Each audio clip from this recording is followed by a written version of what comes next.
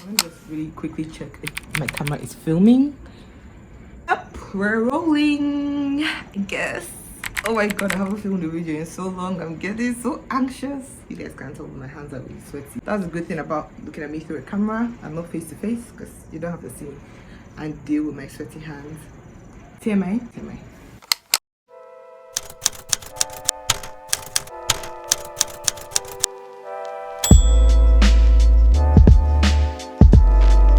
Hi guys, Neddy here. Welcome back to my YouTube channel. If you're new here, hi, I'm Neddy, a self-taught artist on a journey to learn, grow and improve my art skills. It's been a minute again, but today's video is a very special video. On the 30th of August, my channel hit its very first milestone, 1,000 subscribers. I know some people might not think that 1,000 subscribers is something to be excited about, but honestly, thinking about that number just blows my mind. To think that 1,000 individuals, like, just gather that amount in the room right now, to think that that amount of people actually enjoy my content enough to subscribe, that just blows my mind, you know. It makes me feel some kind of way. And yes, I did have faith that one day I would eventually reach this goal, but it's totally different from actually seeing the numbers grow right before your eyes and just watching your channel go from 0 to 10 to 100 to 1,000. 1,000. So yes, this means a whole lot to me, and I just want to say a special thank you to everyone who has supported me till now. This is all thanks to you. So for this video, I wanted to celebrate by answering some of your questions. I asked you guys over on Instagram and on my community post to leave questions for me to answer in this video, and I want to say a huge thank you to all of you who did. Hopefully this video can give you a bit more insights about me, or maybe you can just pick up something from my answers, who knows. But before we move on to the video, I want to apologize sincerely for my silence. I've just been busy with life stuff because life.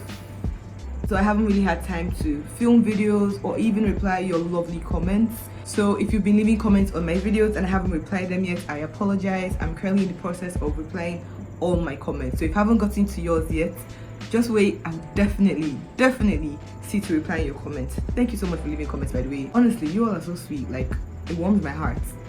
Thank you. And yeah, with all that out of the way, let's just jump right into the Q&A. See what I did there? Around. Did you hear that? Q&A out of the way. Let's just move on to the video.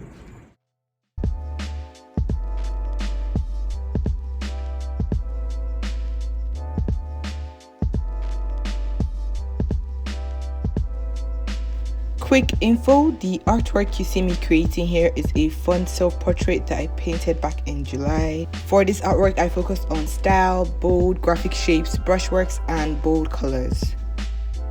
Also, I just realized that I'm wearing the exact same shirt that I wore in that painting, so just saying. Question 1, how are you doing today? I'm doing great, thanks for asking. How are you doing today? When did you get into art?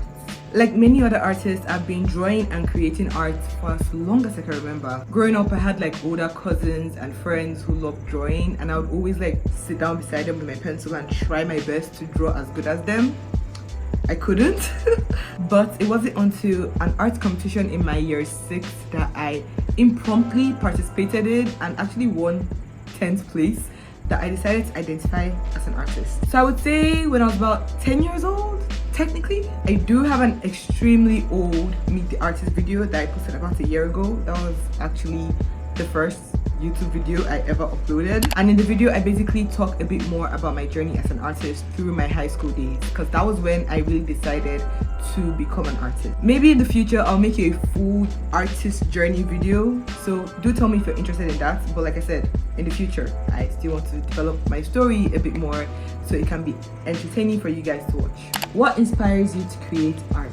Everything and anything, literally. If you're looking for a straightforward answer, then I get inspired by most things that everyone gets inspired by: comics, movies, cartoons, video games, life in general. I find I'm always looking for something that makes my heart race, even if it's like the littlest thing. For me, inspiration truly isn't straightforward. Some days what inspired me before might not, due to a certain mood I'm in at that moment. And it's fascinating because some days things that I experience on a daily that maybe shouldn't inspire me might just feel different and make my heart skip, and I just get this burst of inspiration. So yeah, it's very It's very strange. That's why I just like to go with the flow and not limit myself to just one type or one source of inspiration. I've also been having the idea of maybe making a video series on my channel talking about inspiration and how I see life as an artist. But right now, I'm not confident enough with the way I would like to execute it.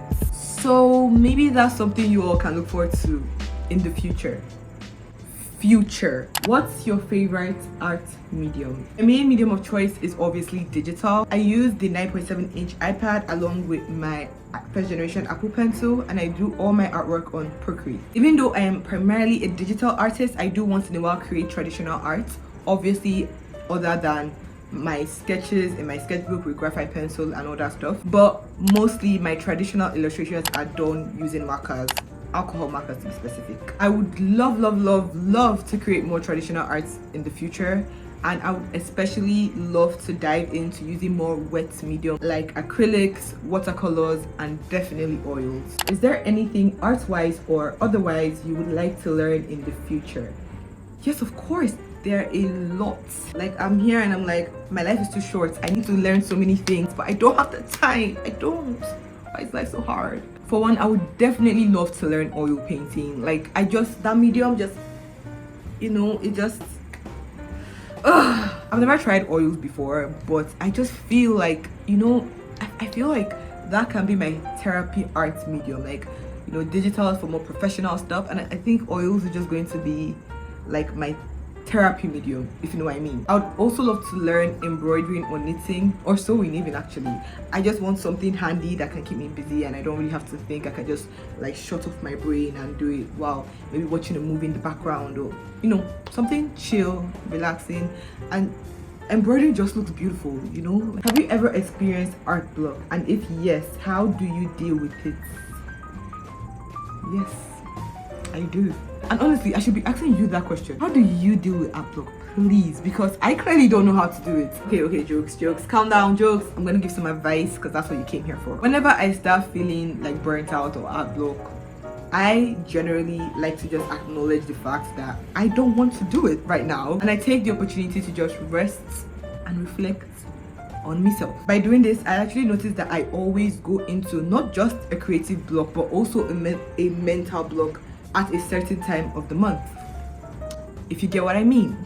So I would usually use this time to just plan ahead so that when I am ready to get back into creating or doing anything productive, it's going to be like a gradual flow because I've already planned everything. I'm just going to ease my way into that state rather than having to force myself out of it. There's a lot of noise coming from downstairs, so I'm just gonna wait until all that chaos is done.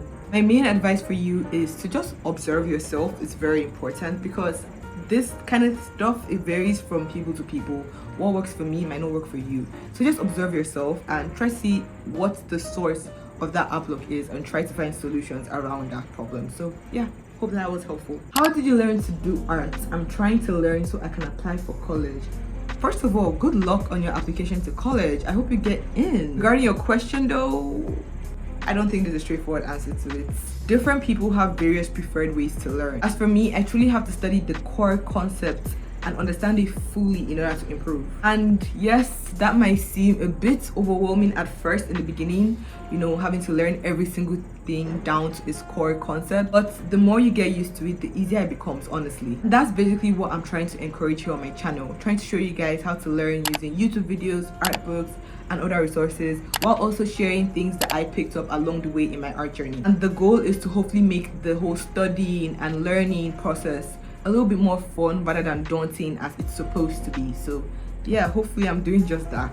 What is your go-to for learning anatomy? For anatomy, I highly recommend Figure Drawing for All It's Worth by Andrew Loomis. I cannot stress how much that book has helped me. I also highly recommend watching Proko's videos on anatomy and figure drawing, and just subscribe to Proko, he's amazing. I even have an entire video on how I study simultaneously using these two mediums, art books and video resources, that I'll link below, and I'll also link it here. Honestly, I don't know where it is because I haven't filmed the video in so long, but I'll link it in one of these places, and if you're interested, you can go check it out.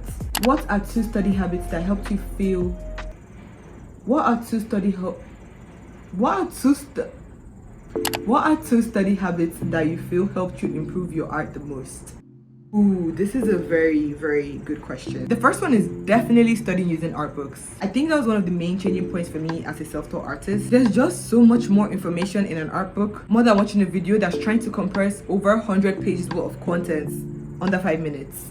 You're going to lose a lot of information, and that's just facts. Yeah, studying with art books was a huge game changer. It's made me learn a lot more than what was just on the surface of the principles of art and the core fundamentals of art. The next one is kind of more of a mental habit, and that is always taking the position of a student regardless of how much you think you know. So in the past, I would skip through topics that I felt I knew. By the way, if you do that, don't. It's very self-destructive. It's always good to pay attention even if you feel you already understand that topic. You never know, and you might actually just pick something new and maybe learn something different. Personally, I'm a huge advocate of always going back to re-study what you've already studied. So actually sitting down to listen to a topic again, especially when it's from someone different or from a different source material, it's always good to see different perspectives and learn something new.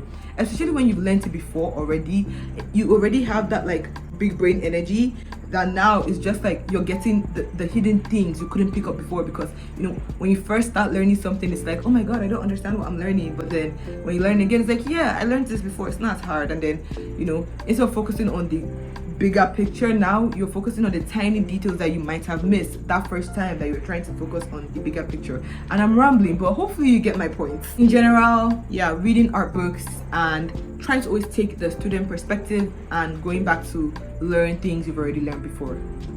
How did you get over the mindset that everything has to look pretty? So if you watched my messy sketchbook tour video that I posted around this time last year, there you notice that in the beginning of that sketchbook, I tried to make everything as aesthetically possible as I could. But as I flipped through the sketchbook and as times passed, my art influences changed, and just the way I perceived art in general, I realized that like art doesn't have to be quote unquote pretty in order for it to have meaning, be beautiful, or even convey an emotion. I learned to see beauty in loose, messy, but intentional brushstrokes, pencil strokes, and just learned to be a little bit more loose and free. And somehow after that, things just clicked. Like, ironically, what some people might find as messy, I don't find as messy at all. In fact, I see beauty in that. Yet again, I still love, and I will never stop loving, drawing cute and pretty girls. If you could spend your day with any famous artist, living or dead, who would you pick? Definitely Norman Rockwell. I just want to watch him paint. I'm not going to ask him anything. I want to observe your workflow. Also, I'd have definitely loved to meet Richard Schmid. I hope I'm pronouncing his name right. But Richard Schmid, yeah, who sadly passed away earlier this year. Who are your favorite old masters? So there's Norman Rockwell, J.C. Leyendecker, Richard Schmid, Claude Monet, John Singer Sargent, Henry Clyde, and a lot more obviously, but these are the ones I can mention at the top of my head, my absolute favorites. How do you manage to balance schoolwork / life work with creating art? Listen, I was gone off YouTube for a month the moment I realized the workload for October was just too much. Clearly, I don't know how to. I'm not even gonna try and pretend, right? I have no advice for you. Like, I don't know how to do that. It's a process that I guess I will have to figure out as I go. May God help us. Thoughts on art style. I've mentioned this before in previous videos, but I'm saving this topic for a video on itself. So you guys have to wait for that. When will it be out?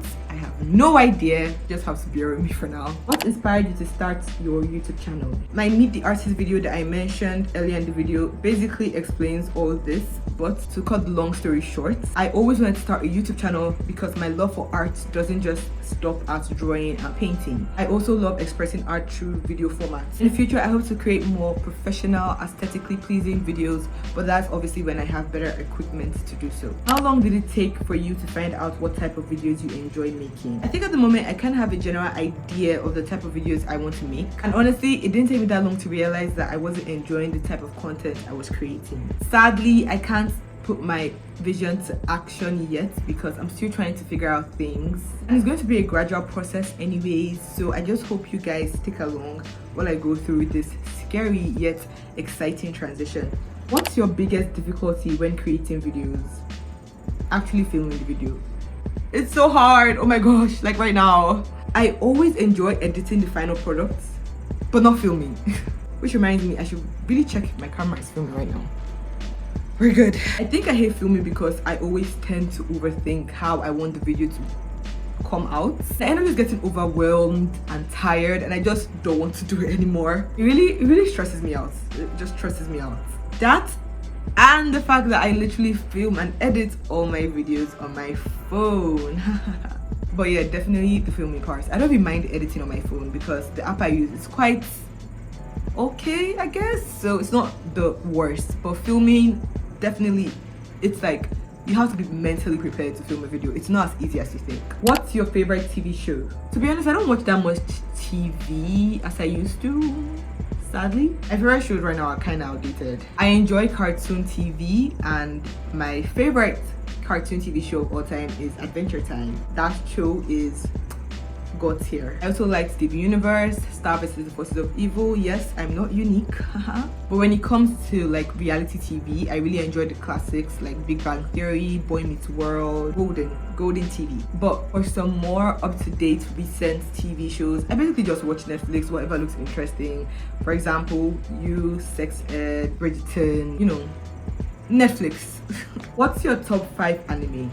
Now this is more up my alley. If you already didn't notice from the extreme amount of posters on my wall, I am a huge otaku. I've literally been since birth. I was told that when I was little, I loved Pokemon so much that people gave me the nickname Poki. I would always cry, and in order to stop me crying, you had to put like the Pokemon theme song. That was how obsessed I was with that show. But honestly, that was a long time ago, and to be very honest, I have no memories from that. Like I don't remember what Pokemon is about other than boys trying to capture them all, you know.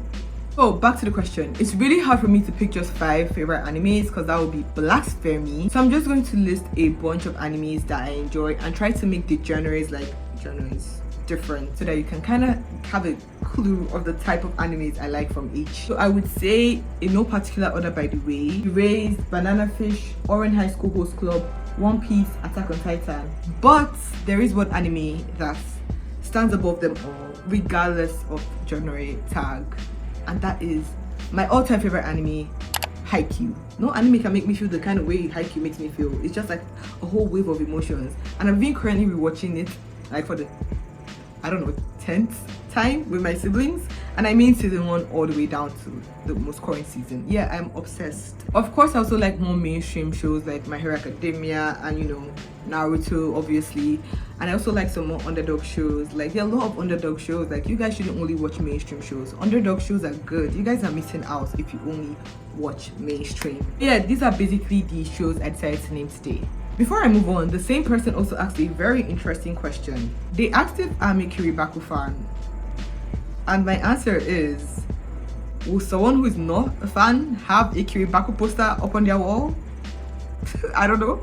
So the answer is clearly yes. I am a huge Kiribaku fan. I'm a Fujiyoshi as well, but I in no way condone attacking authors or people who don't stand your ships on social media. Like that's just not nice. Don't do that. What's your favorite Nigerian food? So I was born, raised, and I'm from Nigeria. If you didn't know, now you know. Nigerian food is basically what I eat on a regular. So technically my favorite Nigerian food is my favorite food. So it's very hard to pick. But if I was to choose like life or death scenario, I would say akpu and onugbu soup. I'm an Igbo girl and clearly I can't help it. I'm going to end this video on a very interesting question. This person asks, milk or cereal? So clearly you have watched my November 2020 vlog and you just want to pick a fight right now, don't you? But it's alright. I'm going to indulge you in this. Before all of you come for me, yes, milk before cereal is superior. Just saying. I hope you have your answer. Change my mind. And yeah, that brings us to the very final question in this video. Honestly, I had so much fun answering all your questions. I hope you guys learned something new about me, and I hope you guys enjoyed this video. Again, thank you so much for 1,000 subscribers. And I know I'm really late and there's a plane passing by. How nice. This always happens when I'm filming. Why me? Is it gone? Just a bit more. like I was saying, thank you guys so much for 1,000 subscribers. At this point, we're already in 1.2 thousand subscribers, so that's crazy to me. But I just want to say a huge thank you to all of you. And if you haven't subscribed yet, now's your chance. You know me. Do you find it interesting? If you don't think it's worth subscribing just by watching this video, then hey, check my other videos. Maybe you could find something new, or just find something entertaining to watch. But either ways, if you enjoyed this video, don't forget to like, subscribe, and hit that bell icon so you will be reminded each time I upload a brand new video. And yeah, I'll see you in the next video, which hopefully isn't going to be too long from now. Okay guys, bye. Oh, I'm done. That was so scary.